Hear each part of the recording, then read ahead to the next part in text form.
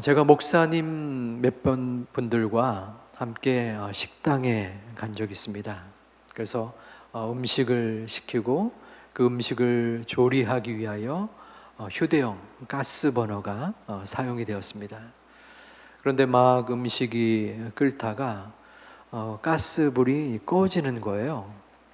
그래서 잠시 이유를 발견하고자 가스통을 보니까 가스가 거의 없는 것 같더라고요. 그래서 점화도 안 되고 일하시는 분에게 여기 가스가 떨어졌어요. 가스를 좀 바꿔주세요. 그렇게 말을 드렸습니다. 조금 있다가 그분께서 뭘 가지고 오시는데 가스가 아니었어요. 뭔가 보니까 카스 맥주를 가지고 오셨어요. 이게 콜라에 이 코카콜라, 펩시콜라 있듯이 이 맥주에도 이 카스라는 이 브랜드가 있습니다. 많이 드시는 분은 아시는 분들. 근데 이게 웬일인가 했는데 그 종업원께서 우리는 가스 얘기했는데 그분은 카스로 들은 거예요. 그래서 이건 아닙니다 하고서 이제 되돌려 보냈지만은 맥주를 시킨 목사가 된 듯한 그런 상황이어서 서로 웃었던 그런 기억이 있습니다. 오늘은 맥주 감사주일입니다. 맥주 감사주일은 다른 성탄절이나 추수감사절, 부활절과 달리 조금은 덜 익숙한 절기입니다. 이름 자체도 그렇죠. 저도 청년 때에 맥주절이라는 말을 듣고 교회에서도 맥주를 마시면서 절기를 지키는구나 하는 생각을 한 적이 있어요. 맥주라는 뜻은 한자어인데요. 보리맥 그리고 추수할 추를 써서 익은 보리를 거두는 철이라는 뜻입니다. 맥추절은 상반기에 곡식을 거둔 것을 감사하는 절기이고 또 후반기에는 추수감사절로 지키면서 1년 동안 함께 하신 그 은혜에 감사하는 절기로 우리 교회가 지킵니다. 한국교회는 7월 첫째 주를 이전부터 오랫동안 맥주 감사 절기로 지켰습니다. 하나님은 이스라엘 백성들에게 출애굽기 23장 16절에서 너희가 맥주절을 지키라 라고 명령하셨습니다. 맥주절의 가장 큰 의미는 처음 익은 열매를 감사함으로 하나님 앞에 드리는 것입니다. 감사의 그러한 마음은 우리 믿는 이들에게 중요하고 소중한 마음입니다. 종교개혁에 중요한 역할을 감당했던 루터는 이러한 얘기를 했어요. 교회에 다니는 사람과 또한 다니지 않는 사람과의 결정적인 차이가 있다고 하면 감사의 행위를 하느냐 안 하느냐라는 것이다 라고 말했습니다. 그만큼 감사는 우리 성도에게 중요한 의미가 있다는 말입니다. 오늘 말씀은 예수님과 10명의 나병 환자의 이야기입니다. 이 가운데에 올바른 감사의 자세는 무엇인가 함께 은혜를 나누어 보려 합니다. 당시에 나병은 하나님의 율법을 어긴 자들이 하나님의 심판을 받는 것이다 라는 취급을 당했습니다. 그래서 이 나병에 걸리자마자 즉시로 사람들과 격리가 되어서 이스라엘 장막 밖으로 쫓겨나는 어려움을 그들은 겪었습니다. 그들의 상처와 아픔과 괴로움은 이루 말할 수 없었을 것입니다. 그런데 그들의 귀에 어떠한 소문이 들렸어요. 예수님이란 분이 온다는 것이었습니다. 예수님은 당시에 많은 병자를 고치시고 문둥병자를 낫게 하는 능력 많으신 분임을 그들은 알고 있었습니다. 그래서 이 기회를 놓칠 수 없다라고 하여 예수님이 오시자 멀리 서서, 사람들 곁에 가까이 갈 수 없었기 때문에 멀리서 예수님께 소리를 질렀습니다. 예수 선생님이여, 우리를 불쌍히 여겨 주소서. 우리를 제발 낫게 해주세요 라는 뜻이었습니다. 예수님이 그 말씀을 듣고 14절에서 너희 몸을 제사장에게 가서 보여주어라 라고 말씀을 합니다.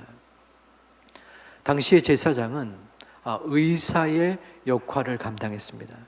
제사장이 이 사람은 나병에 걸렸습니다 라고 하면 즉시로 마을 밖으로 쫓겨가야 했고, 나병이 나았습니다 라고 하면 다시 회복되는 그러한 역할을 감당했습니다.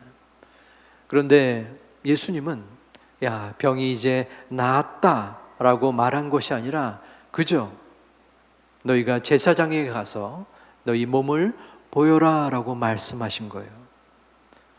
10사람은 그 말씀을 순종하여 제사장에게 갔고, 가는 도중 치유받는 은혜를 받게 되었습니다. 나병이 치유된 그들의 심정은 과연 어떨까요? 제가 청년 때에 얼음에서 미끄러져서 복숭아뼈에 금이 조금 간 적이 있었습니다. 깁스를 한 2달 했어요. 얼마나 불편하고 갑갑했는지 모릅니다.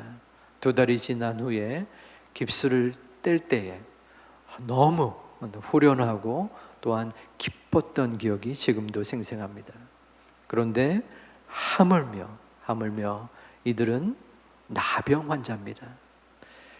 지금이야 현대의학의 모습으로 나병 환자가 조기에 발견되면 치료를 통해서 충분히 완치가 되지만, 그 당시 의학이 발달되지 않은 그때는 나병은 공포의 질병이었습니다. 하나님의 징계를 받았다라는 인식, 또한 사람들과 격리되어야 하는 특별한 상황 때문에 나병은 가장 무섭고 더럽고 꺼려하는 병이었습니다. 그러한 상처와 아픔과 어려움 속에서 예수님을 만났는데 그 병이 치유된 것입니다. 그런데 여기서 특별한 상황이 하나 발생됩니다. 10사람이 치유를 받았는데 그 중에 한 사람만이 예수님께 나와서 하나님 앞에 큰 소리로 영광을 돌렸다는 것입니다. 감사하고 찬양을 했다는 말이죠. 예수님이 묻습니다. 10명 중에 9은 어디 갔느냐? 9은 돌아오지 않았습니다. 오직 한 사람만이 감사를 표명하고 있습니다. 감사는 무엇입니까? 감사는 하나님으로부터 받은 은혜를 표현하는 것입니다. 오늘 우리는 말씀을 통하여 첫 번째 받을 수 있는 교훈은 감사를 잊지 말아야 한다는 것입니다. 감사를 잊지 않는 신앙인이 될 때 하나님께서는 그 감사하는 우리의 마음과 생각을 함께하여 주십니다. 오늘은 이 세계는 감사를 잊어버린 시대인 듯 싶습니다. 많은 사람들이 감사를 망각하는 그러한 모습을 간직합니다. 제가 처음 미국에 학업을 위해 간 곳은 버지니아의 린치버그라는 아주 조그마한 소도시였어요. 한국 사람 한 10가정이 공부를 위해서 모여 있는 곳이었습니다. 당연히 한국 가게는 없었습니다. 제일 가까운 한국 음식을 파는 장을 볼 수 있는 곳은 워싱턴 한 3시간 거리에 떨어진 곳이었습니다. 그래서 간혹 어떤 목사님 가정이 그 워싱턴에 간다 하면 부탁을 받아서 또 부탁을 해서 몇 가지의 한국 음식을 배달해서 전하곤 하는 그러한 상황이었습니다. 오랜만에 2-3달에 한 번씩 콩나물국이 나오면 야, 너무 맛있다, 감사하다. 또 가끔 김이라도 나오면 그 조그마한 김을 반 조각 내어서 하나씩 먹곤 했던 그러한 추억이 있습니다. 그러다가 9개월 후에 저희가 필라델피아로 이사를 갔습니다.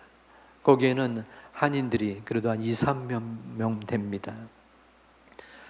한국 음식 또 반찬을 파는 가게가 3군데 정도 있었던 기억이 납니다. 처음 거기를 방문했을 때 신세계가 온 거예요. 라면, 한국 라면도 마음껏 살 수 있었습니다. 조금 비싸긴 했지만 여러 가지 그리웠던 한국 음식들, 반찬들이 있었습니다. 감사함으로 그 가게를 방문했는데 한 2-3달 지나니까 제 마음속에 불편함과 불평의 마음이 드는 거예요. 당시에 미국에는 월마트라는 아주 커다란 몰이 있습니다.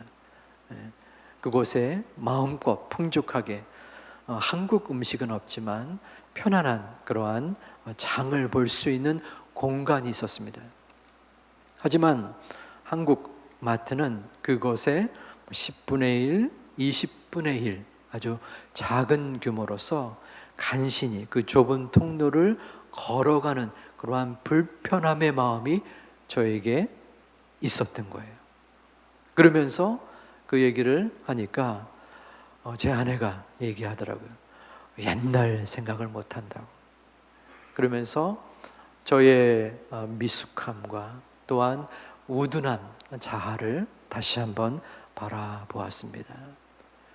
감사의 마음이 불쑥불쑥 식어지고 불평과 불만이 불쑥불쑥 일어나는 그러한 모습이 우리들 가운데 있지는 않습니까? 지금 오늘 본문에서 2가지의 부류의 사람이 나옵니다. 한 사람은 감사를 인식하고 감사를 표현하는 사람입니다. 한 부류는 전혀 감사의 마음을 잊고서 또한 자신의 잘남만을 추구하는 그러한 부류입니다. 여러분들은 어디에 속하십니까? 감사를 잊은 사람입니까? 아니면 감사하는 사람입니까? 초대의 교회 교부가 되는 크리소스톰이라는 사람이 이런 이야기를 했습니다. 사람들에게 근본적인 죄가 있는데 그것은 감사하지 않는 죄이다. 우리는 마음속에 생각합니다. 내가 이룬 지금의 실적, 가정, 직장, 그리고 성공, 이 많은 것들이 내가 성취했다고 생각하는데 그 모든 것이 하나님이 이루지 아니하신다면 우리의 모든 수고가 헛수고가 되는 것이요 만사는 허사가 될 수밖에 없습니다. 그래서 사도 바울은 고린도전서 3장 6절에서 하나님의 은혜를 식물 심는 것을 예를 들어서 말씀합니다. 나는 심었고 아볼로는 물을 주었지만 자라나게 하시는 이는 오직 하나님이십니다. 우리의 삶에 여러 가지 어려움과 문제가 있지만 또 내가 그것을 해치고 이루고 해결한 것 같지만 하나님의 은혜가 아니었으면 그 모든 것이 이루어질 수 없음을 우리는 너무나 잘 알고 있습니다. 코로나라는 전염병이 지난 2년 6개월 동안 우리를 심히도 괴롭혔습니다. 물질의 어려움, 건강의 어려움, 또한 만남과 여러 일상의 어려움을 우리는 겪었습니다. 아직도 코로나는 물러가지 아니하였습니다. 그러한 문제와 어려움 속에 그래도 한 가지 코로나로 인해서 우리가 깨달은 것 하나가 있다고 생각합니다. 그것은 당연한 줄 알았던 것이 당연한 것이 아님을 알게 된 것입니다. 당연한 줄 알았던 우리의 호흡이 당연한 것이 아니었고, 당연한 줄 알았던 우리의 만남과 일상이 당연한 것이 아니었고, 당연한 줄 알았던 우리의 예배와 찬양이 당연한 것이 아님을 우리는 깨닫게 되고 경험하였습니다. 이제까지 살아왔던 모든 것들이, 내가 지나왔던 모든 시간이 당연한 것 같았지만 그것이 하나님의 은혜였음을 마음속에 믿고 감사하는 이 시간이 되시기를 주님의 이름으로 축원드립니다. 탈무드에는 이러한 격언이 있습니다. 세상에서 가장 현명한 사람은 배우는 사람이고, 가장 강한 사람은 자기를 이기는 사람이고, 가장 행복한 사람은 감사하는 사람이다. 감사하는 사람은 행복해집니다. 반대로 일상의 삶 속에서 감사하지 못하는 사람은 자기 만족에 젖어서 교만한 삶을 살아가는 사람입니다. 자신의 힘으로 이룬다고 생각하는 사람입니다. 그러면 우리는 어떠한 감사의 자리로 나아가야 할까요? 이것을 위해서는 우리의 생각의 변화, 생각의 각도가 바뀌어져야 합니다. 먼저 감사보다 우리의 심령 속에 더 많이 반복되는 마음은 불만입니다. 왜 내 모습이 이 정도밖에 안 될까? 왜 우리 가정은 내 마음대로 이루어지지 않을까? 내 계획대로 되지 않는 모습에 우리는 불만을 터뜨리곤 합니다. 그 불만의 마음에서 감사의 마음으로 바뀌어져야 합니다. 이것은 결코 쉽지는 않습니다. 하지만 어쩌면은 단순하면서 어쩌면 결단을 가지면 이룰 수도 있습니다. 예를 한번 들어보겠습니다. 두 사람이 있습니다. 두 사람에게 공이 5만 원씩이 주머니 속에 있습니다. 이 5만 원은 그들이 한 달 동안 용돈으로 써야 될 적지 않은 돈입니다. 한 사람이 생각합니다. 야, 5만 원밖에 없구나. 그 옆에 있는 친구는 다르게 생각합니다. 아, 5만 원이라도 나에게 있구나. 앞선 그 사람은 마음속에 불만이 가득 찹니다. 하지만 또 다른 친구는 어렵지만 그 가운데서 감사의 마음이 깃들게 됩니다. 불만은 불행의 마음을 가져다 주지만 감사는 행복해지는 마음으로 연결되어집니다. 여러분은 어떠한 심령이 있습니까? 여러분이 가진 여러 가지 것들에 대해서 이것이 풍족하지 아니하므로, 내 마음과 내 생각대로 이루어지지 아니하므로 마음속에 불만과 불평이 앞서는 사람은 아닙니까? 하나님께서는 어려움 속에서, 고통 속에서 감사의 흔적을 찾고자 하는 성도를 결코 그냥 내버려 두지 않으려 하십니다. 아무개 성도야, 아무개 집사야, 너의 삶의 고민과 어려움과 아쉬움과 괴로움 속에서라도 감사할 거리가 무엇인지 찾는 너의 모습을 내가 안다. 내가 너를 돌보아 주리라.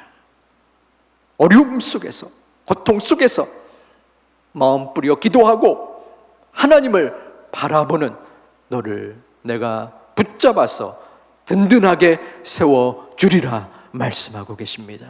하나님은 우리의 마음을 바라보십니다. 내가 이룬 것이라고 생각하는 사람, 아니면 내가 적고 힘들더라도 하나님께서 만져주셔서, 하나님께서 역사하셔서, 하나님께서 이 모양까지 인도하심을 믿는 사람, 우리는 어떠한 자리에 서야 합니까? 똑같은 상황에 처했을지라도 어떠한 마음을 갖느냐에 따라서 그의 삶의 방향이 달라질 수 있습니다.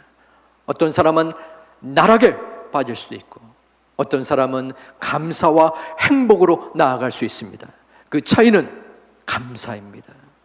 내 마음속에 도저히 내 능력으로는 해결할 수 없는 상황처럼 보일지라도 하나님이 이끌어 주신다면, 하나님이 인도하신다면 내가 감사로 나아갈 수 있습니다 라고 생각할 때 그 마음속에 샬롬의 은혜가 이루어집니다. 세상이 감당할 수 없는 사람이 되는 것입니다.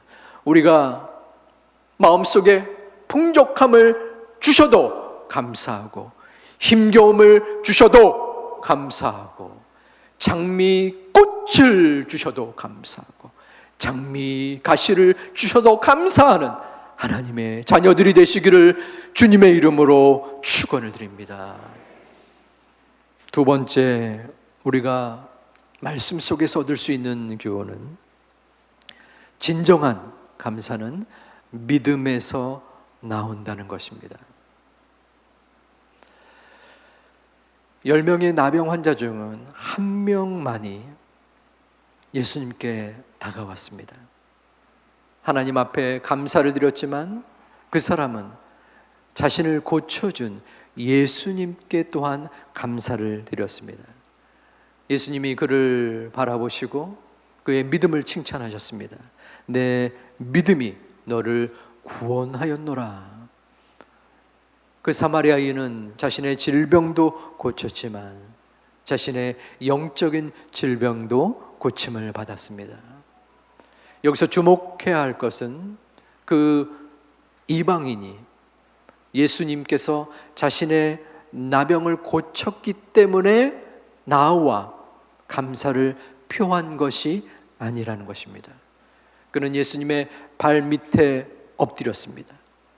예수님의 발 밑에 엎드렸다는 것은 그의 신적 권위를 인정한 것입니다. 하나님처럼 예수님을 생각하고 인정한 것입니다. 다시 말하면 예수님이 나의 죄를 구원하실 능력자이심을 믿고 깨닫고 발 앞에 엎드린 것입니다. 이것이 바로 예수님께서 사마리아인의 믿음을 보고 인정하고 칭찬한 것입니다.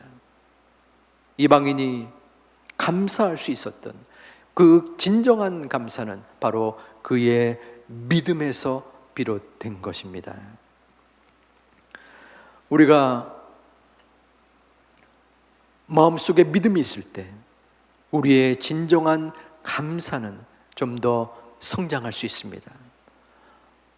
뭐뭐 때문에의 감사가 아니라 그럼에도 불구하고의 감사로 나아가는 것입니다. 때문에의 감사는 상황의 감사입니다. 결과의 감사입니다. 코로나로 어려웠는데 이만큼 지켜주시니 감사합니다. 나의 자녀의 시험에 합격하니 감사합니다. 나의 기도에 응답해 주시니 감사합니다. 이러한 여러 가지 감사의 제목을 하나님께 하려는 것은 너무나 소중합니다. 감사를 망각하고 자신의 만족을 향한 교만한 삶을 사는 많은 사람들에 비해서 감사를 잊지 않은 사람들이기 때문입니다. 그러나 좀 더 나아가자면, 좀 더 하나님의 말씀 가운데 우리가 성숙해 가는 길로 가자면, 그럼에도 불구하고의 감사입니다. 그것은 저절로 이루어질 수 없습니다. 믿음이 밑바탕이 되어야 합니다. 아버지 하나님, 제가 왜 이러한 어려움을 또 당해야 하나요? 왜 문제가 계속해서 반복하여 저를 괴롭힙니까? 도저히 제가 감당할 수 없습니다. 언제까지입니까? 답답하고 갑갑합니다. 아버지 하나님, 저는 도대체 무엇을 의지해야 합니까?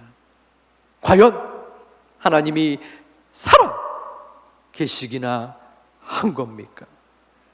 마음속에 극한의 괴로움과 어려움 속에서 우리는 무엇을 바라봐야 합니까? 우리 자신이 아닙니다. 상황과 환경이 아닙니다. 그럼에도 불구하고 아버지 하나님, 나의 믿음은 너무나 연약하여 지금의 이 고통을 감히 감당할 수 없지만 하나님께서 부족한 저를 이끌어 주시고 인도하여 주셔서 조금씩 회복시켜 주셔서 그 하나님의 뜻을 기도하고 기대하고 기다리겠습니다. 아버지 하나님, 저를 불쌍히 여겨주시고 긍휼히 여겨주시사 어려움 속에서 나의 믿음이 더욱더 자라남으로 뭐뭐 때문에도 감사하지만 그럼에도 감사하는 제가 되게 하여 주시옵소서. 믿음의 결단과 성장이 있는 하나님의 제2교회 권속들이 되시기를 주님의 이름으로 축원드립니다. 우리의 믿음은 결코 하나님의 은혜로 이루어지는 것입니다. 또한 우리의 결단과 우리의 노력도 함께 있어야 합니다. 또 지난 6개월 동안을 하나님께서 분명하게 여러분 개인 각자마다의 상황에 함께 하셨습니다. 모두가 처한 여러 가지 어려움의 모습 속에 회복의 시간도 있었습니다. 감사의 시간도 있었습니다. 중요한 것은 그 감사를 좌지우지하는 것은 상황이 아니라 우리의 믿음입니다. 하나님께서 내가 갈 바를 알지 못하는 마치 깜깜한 동굴 속에 처해 있는 듯한 마음일지라도 하나님께서 역사하여 주신다면, 하나님께서 이끌어 주신다면 제가 그 동굴을 지나 터널로 갈 수 있습니다. 아버지 하나님, 저를 돌보아 주시옵소서. 우리가 믿음으로 기도할 때 하나님은 그 모습을 귀하게 보시고 우리를 이끌어 주십니다. 그 역사의 기적을 맛볼 수 있는 하나님의 자녀들 되시기를 다시 한번 주님의 이름으로 축원드립니다. 저는 가끔 산이나 또 하천에서 특이한 모습을 보고 감동을 받곤 합니다. 그것은 커다란 그 바위에 가끔씩 이렇게 바위를 뚫고 나오는 이 풀잎의 모습입니다. 어떻게 저 바위를 뚫고서 저 연약해 보이는 풀이 나올 수 있을까? 또 오묘하고 또 신기하기도 합니다. 동시에 저 모습을 보면서 마치 우리 인간이 저 풀잎과 같지 않나 그런 생각을 합니다. 그리고 저 바위는 이 험난한 세상처럼 느껴졌습니다. 우리는 연약한 존재입니다. 여러분들도 이 성전에 올라오실 때에, 그리고 영상의 예배를 드리실 때에 지치고 힘들고 어려운 마음으로 이 예배를 드리고 계실 줄 압니다. 마음속에 눈물의 기도를 드릴 것입니다. 아버지 하나님, 제가 어떻게 살아야 합니까? 어떠한 마음으로 이 위기를 헤쳐 나가야 합니까? 길이 보이지 않습니다. 제가 웃는 게 아닙니다. 어쩌면은 이 가운데 마지막에 마음으로 예배를 드리는 분도 있을지 모르겠습니다. 우리는 연약한 풀잎과 같은 존재입니다. 우리의 힘으로는 도저히 저 바위를 깨쳐서 이길 수 없습니다. 그럼에도 불구하고 저 연약한 불이 강한 생명력으로 저 바위를 뚫고 올라와 그 잎을 펼칩니다. 하나님이 주시는 은혜로서 우리는 은혜 없이는 살 수가 없는 존재입니다. 지금까지 내가 살아왔던 모든 것들이, 내가 누려왔던 모든 시간이 당연한 것 같았지만 당연한 것이 아니었고 오직 하나님의 은혜였음을 우리는 고백하지 않을 수 없습니다.